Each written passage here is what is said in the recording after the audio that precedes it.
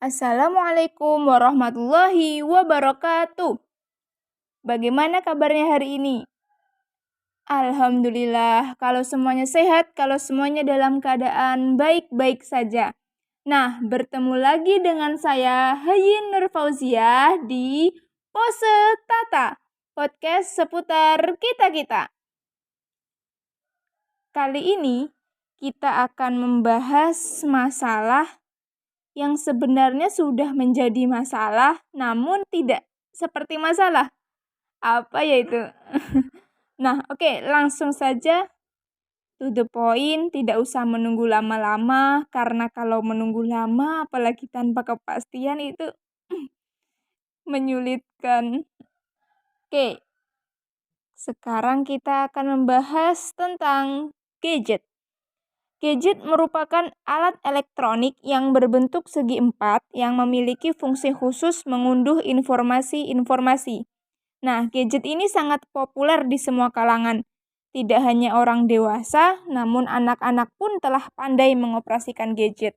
Memang kalau dilihat-lihat, gadget itu mengoperasikannya sangat mudah ya. Mudah dipahami, tidak sesulit memahami dia. Dan tidak sesulit juga memahami pembelajaran matematika dan fisika. Iya enggak? Iya nih, pasti semuanya manggut-manggut. Emang iya ya, kalau matematika dan fisika itu kan ada rumusnya banyak ya. Udah diingat lupa lagi, diingat lupa lagi. Ya gitu terus pokoknya. Oke, kembali lagi ke gadget. Nah, gadget ini di dalamnya memiliki banyak sekali fitur. Seperti video, film, informasi dalam maupun luar negeri, dapat diakses dengan satu klik saja. Dan yang paling menarik adalah adanya game yang bervariasi. Nah, memang coba apa sih yang nggak ada di gadget itu, yang nggak ada di HP itu? Kita mau lihat film ada, mau butuh scan data itu udah ada aplikasinya. Mau cari video di YouTube itu banyak banget, tinggal cari di pencarian, terus langsung muncul deh banyak video, tinggal milih kita mau yang mana. Nah, sehingga tak heran anak-anak lebih senang untuk bermain gadget. Nah, gadget ini seolah tidak bisa dilepaskan sekarang dari kehidupan anak-anak di era milenial saat ini. Padahal, potensi gadget merusak otak bisa terjadi jika anak dibiarkan terlalu lama menatap layar gadget.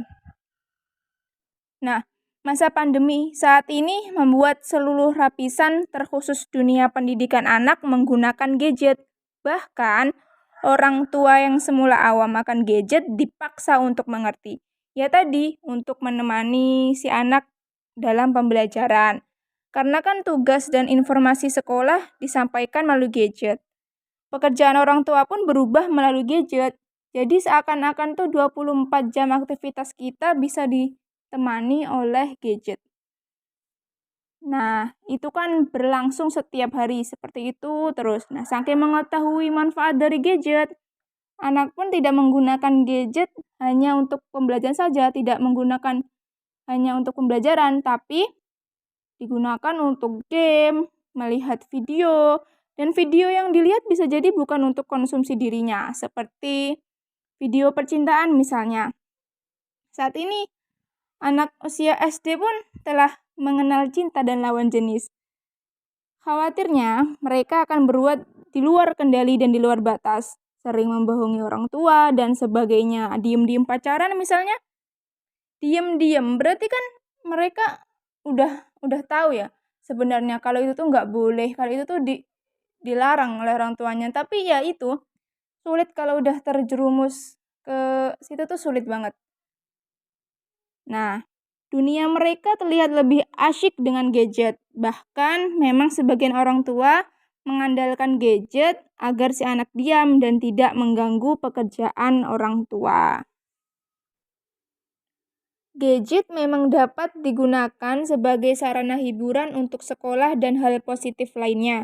Namun, perlu diketahui bahwa dampak negatifnya pun sangat beragam, sangat dahsyat jika penggunaannya tidak bijak dan berlebihan. Terkhusus untuk anak. Di sini, peran orang tua sangatlah penting. Jangan sampai anak mengalami kecanduan gadget. Kecanduan gadget pada anak dan remaja memang bukan masalah baru di Indonesia. Namun, fenomena ini tetap harus menjadi perhatian, terutama di masa pandemi. Kalau dilihat di internet itu banyak sekali kasus, banyak berita yang menayangkan tentang anak kecanduan gadget. Seperti halnya saya mengambil contoh dari news Sabtu 26 Oktober 2019, kasus anak kecanduan gadget di Bekasi, jarinya terus bergerak seperti main game.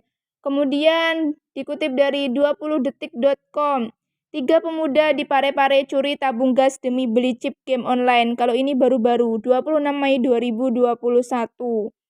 Kemudian ada lagi dikutip dari Detik News, kasus anak kecanduan gadget di Jawa Barat. Belasan anak rawat jalan dan ada satu yang meninggal. Sampai meninggal ini ada yang satu meninggal. 21 Maret 2021. Berarti harus menjadi peringatan keras. Benar-benar menjadi peringatan keras ini. Kemudian ada lagi. Dikutip dari Detik News juga. Kecanduan game online, 2 pelajar di Madiun curi uang hingga 102 juta. Wow, 102 juta itu duit semua loh itu. Sampai ratusan juta yang dicuri. Kemudian ada lagi dikutip dari republika.co.id, konsultan anak dan remaja dari RSC Dr. Rajiman Widyodiningrat Lawang Malang, Tiwik Kusdinisih mengaku menerima keluhan dari beberapa orang tua selama pandemi COVID-19. Anak-anak mereka mulai malas sekolah karena terlalu sering bermain gadget. Mereka tidak mau mengerjakan tugas-tugas sekolah tapi senang bermain gadget, baik itu media sosial, video game, game online, dan lain-lain. Yang terakhir saya ngambil contoh dari yoursay.id. Beberapa dampak negatif pada kesehatan fisik akibat kecanduan gadget dapat membuat mata menjadi kering, penglihatan terganggu, nyeri di bagian bahu, sakit leher, serta nyeri pada jari dan pergelangan tangan. Bahkan ada riset yang menyatakan bahwa kuman E. coli penyebab diare paling banyak ditemukan pada gadget. Hal ini terjadi karena seringnya bersentuhan dengan gadget yang lebih beresiko terkena infeksi. Pecandu gadget seringkali begadang sehingga kualitas tidurnya berkurang. Kadang karena kesibukan orang tua juga dalam mengurus pekerjaan membuat anak menjadi kurang kasih sayang dan si anak pun mencari pelarian menghibur diri dengan bermain gadget. Wah, banyak banget ya ini. Ini baru diambil sebagian ini. Saya ambil contoh sebagian, tadi ada yang sampai berani mencuri uang ratusan juta demi bermain game online. Nah, masalah tersebut berarti kan harus menjadi peringatan keras bagi para orang tua. Jangan sampai situasi ini menyebabkan anak leluasa menggunakan internet untuk mengisi waktu luangnya.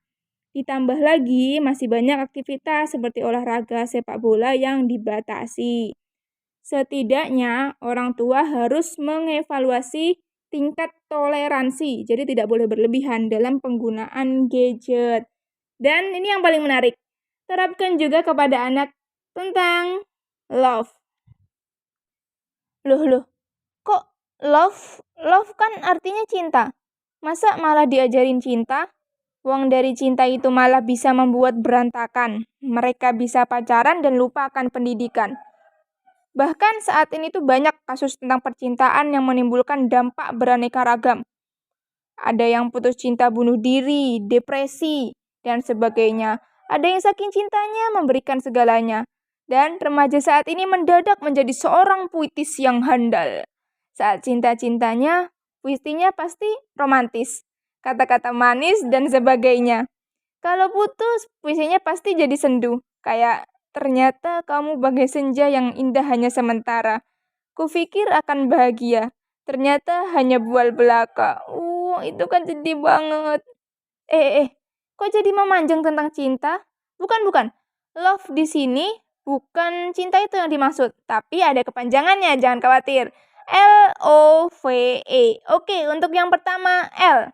Leadership. Tanamkan pada anak sikap kepemimpinan sebelum mereka nantinya akan memimpin orang lain. Jadi, tanamkan dulu pada dirinya supaya ia pandai memimpin dirinya sendiri. Nah, jiwa kepemimpinan ini dapat dibentuk sedini mungkin dengan pengenalan diri dan melatih kebiasaan baik yang kemudian membentuk karakter sebagai seorang pemimpin sejati. Nah, berkaitan dengan gadget, jika anak sudah memiliki jiwa kepemimpinan, Mereka akan mampu menguasai diri agar tidak menggunakan gadget secara berlebihan. Kemudian O. Tadi kan L terus O. Oasis, sumber ketenangan. Nah, gadget ini memang bisa menjadi hiburan dan sumber ketenangan. Tapi emang cuman gadget ya yang jadi sumber ketenangan? Kan masih banyak, malah bersantai bisa. Tidur apalagi jadi sumber ketenangan itu. Dan ibadah itu juga paling bagus untuk menjadi sumber ketenangan, merefresh otak. Nah, gadget memang sekali-kali bolehlah sebagai reward anak jika telah selesai melaksanakan tugasnya dengan baik. Dengan catatan, pengawasan orang tua harus tetap ada. Kemudian huruf selanjutnya V, value. Penggunaan gadget anak harus benar-benar diawasi. Jika memang ada waktu memegang gadget, arahkan kepada tontonan yang memberikan nilai baik bagi anak. Kurangi game yang kurang mendidik dan arahkan kepada video yang berkaitan dengan usianya atau hal yang lain-lain. Tadi kembali lagi, kalau digunakan dengan bijak, dengan baik, pasti pasti dampak positifnya sangat banyak. Seperti ini kan alternatif pembelajaran karena corona, pembelajaran daring pakai gadget melalui video, aplikasi Zoom, aplikasi Gmeet, dan sebagainya. Pekerjaan orang tua juga bisa beralih di gadget. Kita dapat uang juga bisa dari gadget dan sebagainya. Itu dampak positifnya. Tapi tadi jangan sampai lengah dengan dampak negatif dari gadget. Kemudian yang terakhir adalah education. Nah, di sini ada dua yang dimaksud.